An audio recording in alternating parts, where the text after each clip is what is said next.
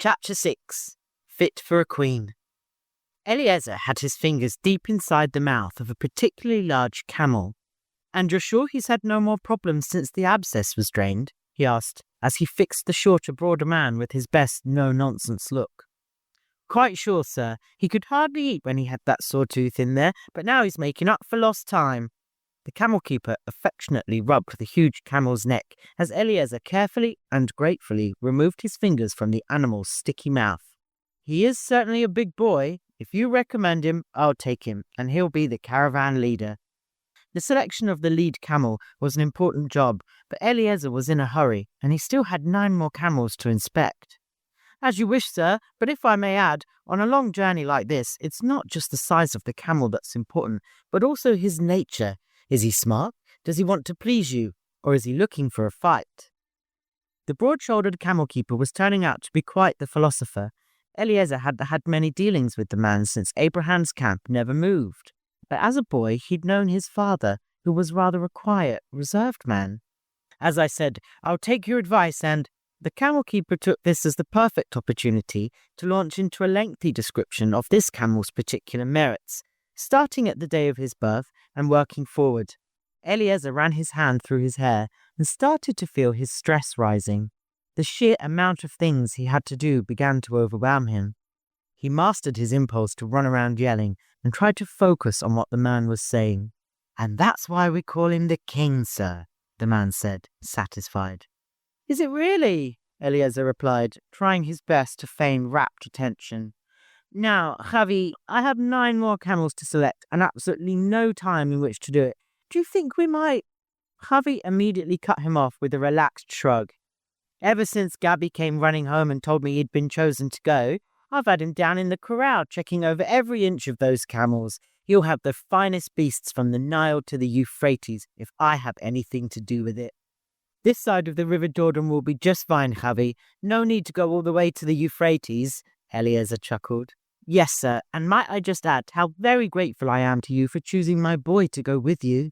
A shrill whistle pierced the air, and Eliezer turned, squinting against the winter sun, to see 9 camels, all fitted with ornately decorated saddles and with large empty bags hanging down on either side. He was delighted and relieved. Gabby was standing straight up on the back of the first camel and swaying with the movement of the giant beast's gait, but never once at risk of losing his balance. Javi glowed with pride. "As I was going to say, sir, Gabby has a special talent with camels. Well, with all animals, really." Standing there on the fabulously bejeweled camel, Gabby looked like some kind of camel-riding god of the desert, until his face cracked into a wide smile they could see even from this distance. Gabby waved, and they waved back, before the boy turned the lead camel with his feet, and the whole formation wheeled and went back over the rise where they had come from. It was a spectacular sight, and Eliezer hoped it was also a good omen, a sign that Abraham's God was with them. Eliezer thanked Javi, the camel keeper, truly gladdened by the sight of the camels all ready to go when he had expected to be down there for hours looking at feet and struggling with fiddly saddle straps. "Javi, we'll be leaving sometime in the early hours of the morning. Between now and then, I'm going to need those camels loaded up as carefully and securely as possible. We'll be carrying hundreds of pieces of gold, silver, precious gems and jewelry, even rugs and oils. Yes, I want it packed carefully, but I also want it packed discreetly. I'm sure I don't need to tell you that our lives may well depend on how those camels are loaded." Javi looked grave, probably thinking about his eldest son traveling halfway across the known world with a fortune most men would be happy to kill for. "I want the caravan to look decent, respectable, but not too wealthy. I don't want to attract attention. Make it so that all the fancy decorations can be easily taken on and off. Do you understand what I'm saying?" Javi nodded vigorously, and with a slight croak his voice said, "Yes, sir, I'll have it exactly as you say." "Thank you, Javi. I'll send a boy down when we're ready at the storehouse, and you'll bring the camels up one at a time to be loaded. Bring the strongest camels first, so that we can distribute the weight evenly." "Oh, yes, sir. I know exactly what you mean. I was there as a boy when my father loaded Abraham's caravan, and it always had to be just so." "Thank you, Javi. God willing, we'll be back before you have time to miss us." With that, Eliezer gave him one last violent clap on the shoulder and strode off, his mind already moving seamlessly to the next problem to be solved. Even though the weather was cool, Eliezer was sweating lightly as he raced up the hill. Winter was late, but you could feel its approach if you stood still long enough. Eliezer said a prayer of thanks when he saw Malky waiting for him outside the storehouses, and then another prayer of relief when he saw Brun was also there, lurking discreetly in the shadows. Brun never looked totally comfortable when he was in the camp. He belonged out there in the hills and mountains with just his cloak for a blanket and a stone for his pillow. Brun was precisely the man Eliezer needed for this trip, and if anything happened to him, Brun would take the lead and complete the mission. Brun's face was deeply lined, but he didn't look old, just weathered, and he moved his body with the lithe agility of a man much younger than Eliezer, though he guessed they must be about the same age. Brun was also very quiet. Some people thought him too quiet, disconcerting even. Eliezer recognized the outdoorsman for what he truly was, efficient and self-sufficient. He was not a man to waste words on useless chatter. It was this frugality that served him well when he was out in the wild for weeks at a time with no one to talk to but himself. He was capable of great feats of survival. When Brun had agreed to guide the caravan to Haran and back, Eliezer felt a weight lift off his shoulders. Surely this was another sign that Abraham's God was with them. Securing Brun's services for the trip gave him the confidence to bring his son Eli along. And seeing the boy's face light up in pride and gratitude when he told him he was coming made all the extra worry worth it. Malky was so old he had known Eliezer's father when he was young, which brought him a bit of liberty with Eliezer to tease and generally abuse him for his amusement. Malky was a great lover of tricks and riddles, and his old age had not slowed him down. At least, not in mischievousness. "You look exhausted, and you haven't even left yet," Malky scolded him. "Tomorrow night we will sleep in the mountains of Hebron. What better rest can there be?" Eliezer replied. "How about sleeping in your own comfortable bed in your own tent?" Malky shot back, playing the grump. "Ah, well, staying home's not an option, I'm afraid. Where Abraham has commanded, I must go." "Too bad," Malky grinned, revealing the large gaps where his teeth had long ago abandoned him. "Come on in then. Follow me." Malky went inside the main storehouse and gestured for the two men to follow him. Eliezer stood back and allowed Brun to enter first. He wanted to make every effort to show Brun he occupied a place of great importance in his plans. Malky had a few wooden stools set up in a dusty corner of the storehouse, and there they sat, staring at each other expectantly. "So?" Malky quizzed. "Oh, right, sorry." Eliezer came rudely back to the present, leaving behind the thoughts spinning wildly in his mind. "Let's start with the provisions. 10 men, 2 meals a day, plus something we can eat easily in the saddle. We'll be traveling fast and light." So at least 50 or 60 days' rations." Malky stroked his beard, thinking. "Who's going to cook? Not you, I hope," he said, cackling at his own joke. Eliezer was doing his best to play along with the old man's high spirits, but the best he could muster was a tight smile and a prayer that Malky wasn't feeling particularly malicious today. Malky could tie you up for hours with his rude jokes and impossible riddles if he was in the mood. "I've got Boaz for the cooking," Eliezer replied, looking to see if Brun would voice any objections, but the man's face remained impassive, which was probably a sign of great approval.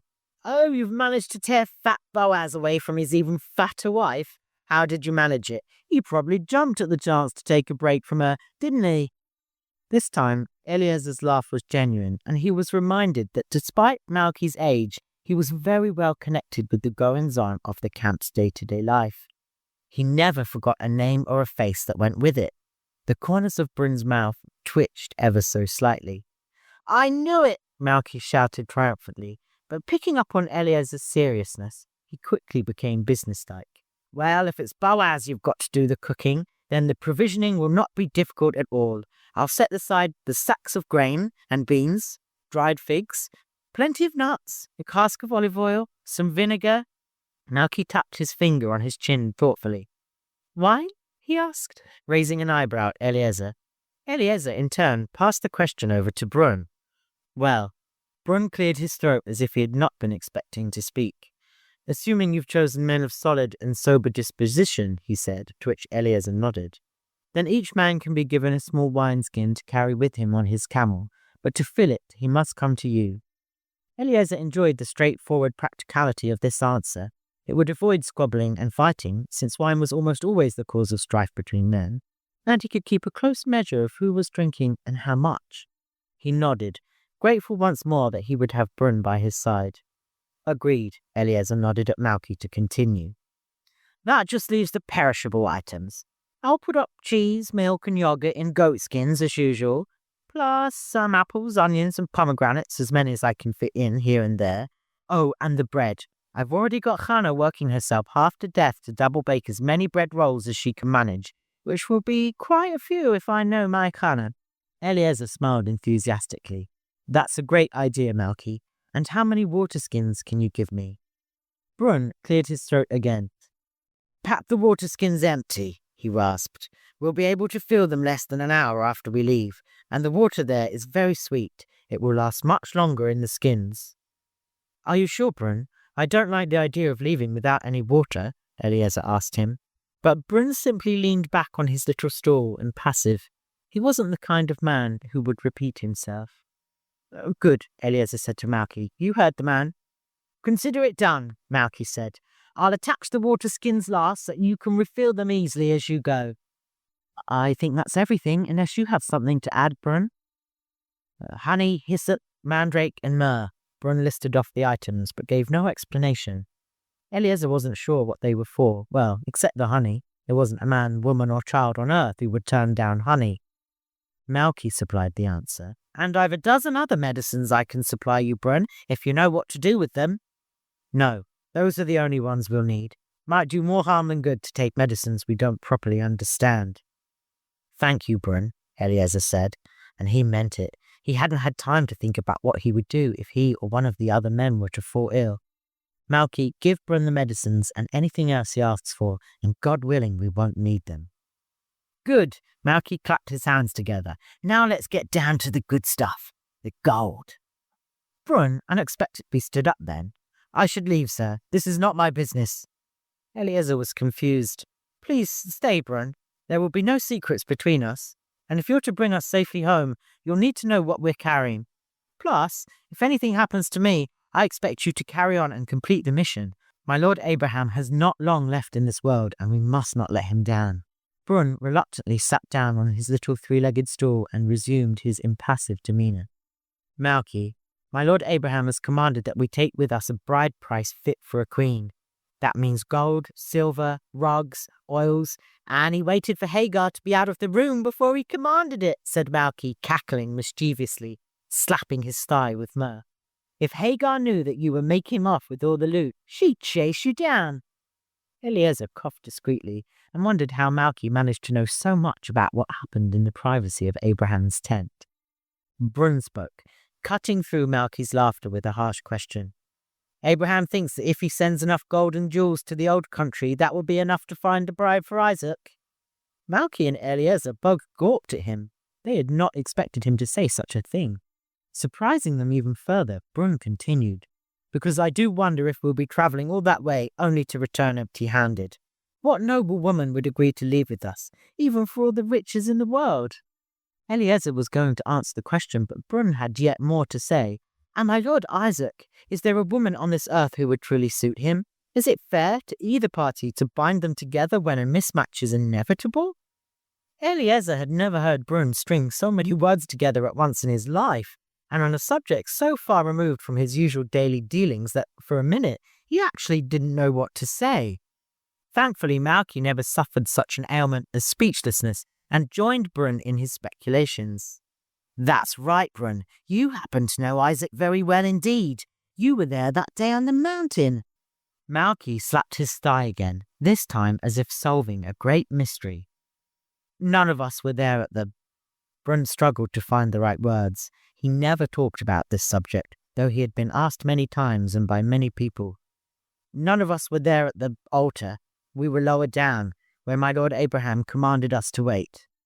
But you were there, closer than any of us got to the truth, Malky insisted, leaning forward and pinning Brun to his stool with his clouded old man's eyes. Brun stared at his hands, rough and scarred from many years of work. I was there when they came down. Abraham was striding ahead, eyes fixed on the horizon, not looking back. Isaac was stumbling along behind him, shaking like a blade of grass on a windy day. I didn't know what to do. Abraham just kept walking and Isaac was not there. We tried to put him on the donkey, but he kept sliding off. We had to use ropes to tie him on, otherwise we wouldn't have been able to keep pace with my lord. Brun pressed his hands between his thighs and looked up. You know the rest. Isaac hasn't been the same since, and I'll never forgive myself.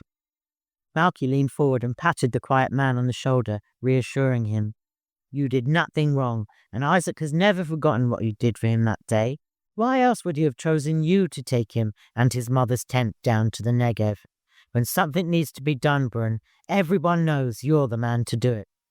Thank you, Malky, but this time I must ask myself if we're doing the right thing. He looked to Eliezer for an answer, but Malky supplied it. Only God knows that, Brun. Only God knows. Hesitatingly, Eliezer asked Brun, How often do you visit with Isaac? Plenty, Brun replied, seemingly relieved to be back on firmer ground. I go by Isaac's camp every few months or so, more at the beginning. I was the one who taught him how to hunt and how to survive in the forest overnight. It was me who told him about Judy and Miri. They are distant cousins of my wife, and they were almost sold into slavery to pay their poor father's debts. Eliezer pondered on this for a few seconds. When he had chosen Brun to guide the caravan to Haran, he had forgotten about the close relationship between Brun and Isaac. He wondered if it might complicate things or if it would be to his advantage. Knowing Isaac as you do, Brun, do you really think this mission is hopeless? Would Isaac refuse his bride? Eliezer decided to be as open and honest with Brun as Brun had been with him, and he was rewarded in kind. No, sir. Every man must find the woman God has set aside for him. That much we all know is true, Brun said quietly. But the woman who will match my lord Isaac, she will not be bought with gold. If there's one thing I know for sure, it will take a very rare and special woman to balance him. Eliezer's respect for Brun was deepening with every word. He was clearly a man who thought profoundly and sensitively about things, even if he didn't often speak his thoughts out loud. Thank you, Brun. I hope and pray that we will disappoint neither Abraham nor Isaac. Both men looked ready to get started, so Eliezer stood up, thanking each man. If you need me, I'm going now to the armory, and then to see how Chaya is getting on with our clothes. Brun, you need to stop in there at some point and collect your robes. I didn't realize I was getting clothes, Brun said in a low, skeptical voice. If you don't want any of the traveling clothes, that's up to you, but you'll be fitted out just like the rest of us, with a fine set of formal robes for when we meet Isaac's bride and her family. If you can find her, Malky muttered under his breath, but Brun nodded his agreement. Eliezer blessed him with his best, most grateful smile and was off out the door.